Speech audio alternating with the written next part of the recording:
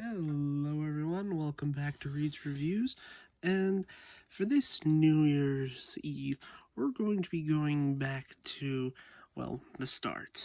That being a review of the ever-so iconic Optimus Prime and his partner ELITA-1. Okay, this Prime being the Netflix version. I did kind of custom paint it a little bit, like with this like silver here and just a few like minor touch-ups here and there because of just age and paint chipping. But yeah, this is specifically the Netflix version. He does come with like little like yellow like MicroMaster like partners, but I have no idea where those have went over time. And because of this being the Netflix version, he doesn't come with a trailer, and that does kind of suck. I do have a feeling that it won't matter, considering that there have been rumors and leaks of a Studio Series 86 Prime and a Commander class, and honestly, I do wonder how they're going to outclass this mold, because once we get to like transformation, like posability, like he is really good. Like, it is surprisingly how like good this like has an Earth mode Prime is. And yeah, and here is ELITA-1 in a approximation of her like G1 alt mode, that being some sort of like Cybertronian race car kind of. We didn't really have them. Well, I say we didn't have that good of a shot, but then again, I don't remember watching G1. This is the closest approximation to my knowledge, even including the little antenna that's supposed to be like your head, like that you can see her like right here. And yes, you can see her basically how she transforms and all that, but we'll get to that later. So yeah, this is also a removable piece, so if you just wanted to take it off and just have it be a regular car, then boom, and have it be a port accessible to place a gun in, I guess. But yeah. So let's start with ELITA-1 first, before we get on to the main event, that is Prime. So yeah, she does roll, and she does have blast effects, like ports here on the back, if you just wanted to make it look like she's like zooming across, if you want to. Her guns are also blast effect compatible, while also being clear, which is kind of worrying, but then again, this is legacy, like clear plastic, and they have learned, like, how to essentially make sure it doesn't like crack and break down over time. So yeah, let's get on to transformation. So first things first, just flip the feet around. Do note on some copies that the feet will be loose, especially after excessive transformation. I'd recommend filling that up with a bit of super glue, to essentially just thicken it up, and will prevent it from being completely loosey-goosey. And continuing on with transformation, just pull out the legs here, making sure that it untabs from this section here and from the back spoiler, and just unclip the legs together, then make sure this entire leg assembly like clicks and like snaps into place, and then you just fold in the piece that connected to the spoiler, and then boom, there you have the entire bottom half like done. Okay, now let's rotate this entire section around, and now we just gotta work on the back. That being, we just have to like untab the arms from this like tab here, and also from the like spot up here. Let's rotate the fist around, do the same thing on the other side, and move the backpack up. Well, it should like untab. Oh. So yeah, just like move the hood like up, and then you can fold in this like back spoiler piece with this tab going into the slot here on the back. And there are different configurations as you can do with the front of the car. You can do the stock configuration of having the front of the car essentially be like shoulder pylons, kind of reminiscent of like Ultra Magnus, or has the eventual like remold and repaint of this being Minerva you could use that. Again, Minerva was a Walgreens exclusive for a while, which is a bit annoying that Walgreens gets a lot of the, like, elusive exclusive characters, which does suck. But you can also configure the backpack where it's just in its car mode configuration, and then you can just slap it on the back. It does make the backpack look huge, annoyingly. Like, she's just basically just got the entire car wrapped up around her back. But what I like to do for like her car, for like the car pauldrons, I like to rotate them up where they're facing forward and basically have them act kind of like its shoulder pads. And honestly, that, like, if I position it correctly, it looks a lot better than what the stock configuration is. Sorry for the interruption there, I just had to take care of something. Yeah, you can put the guns in her hand, like this, they do look fine, and I don't really care that much for, like, this blaster specifically, mostly because, I don't know, it just looks too random and cobbled together, while this one just looks like a standard, like, pistol, and I'm pretty sure this is just Minerva's gun that got included on the mold, because this is just a pretty tool, which, yeah. What I like to do is put these guns on the back, and, like, sort of there's like shoulder cannons, and I like to give her a gun from another, like, accessory pack, which being this, like, sniper rifle kind of thing, because I think in the Siege show she had this, like, for the longest time, and honestly I think giving it to this version of, like, ELITA-1 is really, like, makes it look like she has more firepower. So, yeah. Sorry, just trying to deal with the head posability. And due to the... Okay, one annoying thing is, due to the weird, like, way the ankle tilts work, because they just snap into place, like, you can get, like, barely any play, like, in between, like, flat-footed and, like, here, and, like, how it is orientated here, like, it kind of sucks, but try to make do and try to get at least a little bit before it just snaps into place. So, yeah. Okay, let's get on with articulation for ELITA-1, and then we'll move on to our main event.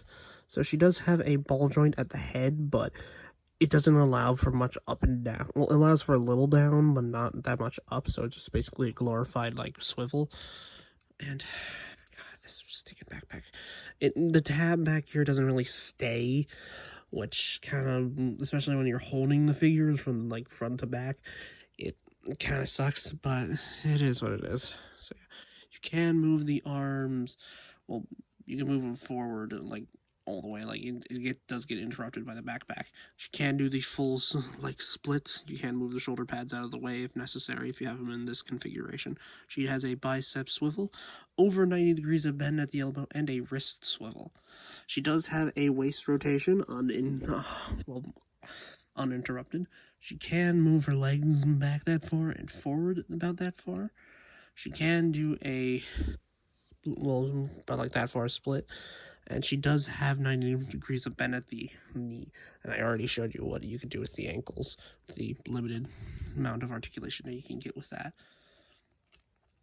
But yeah.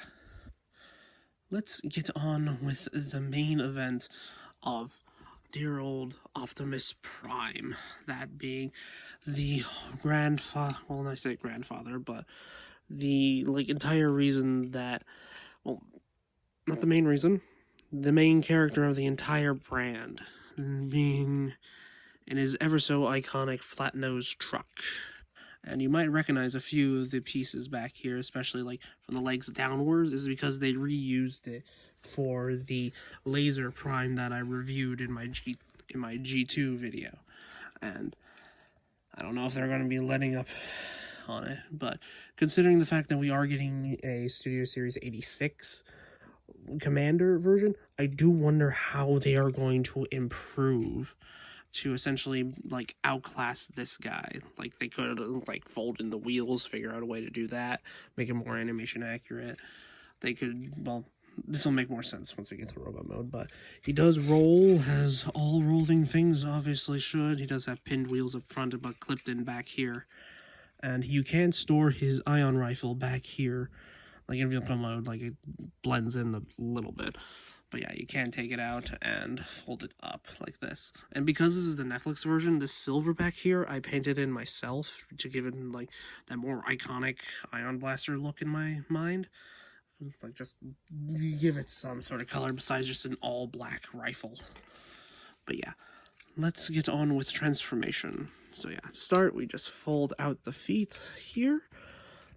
And if you haven't done it already, fold in these oil tankers on the side. Like they are very prone, especially like I just barely touched it and then it went in.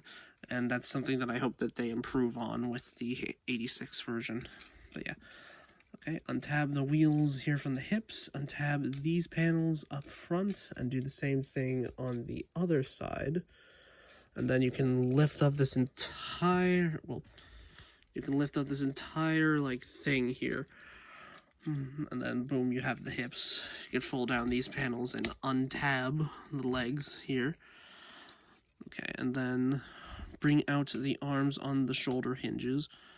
And fold in these, like, sides of like the waist like panel things.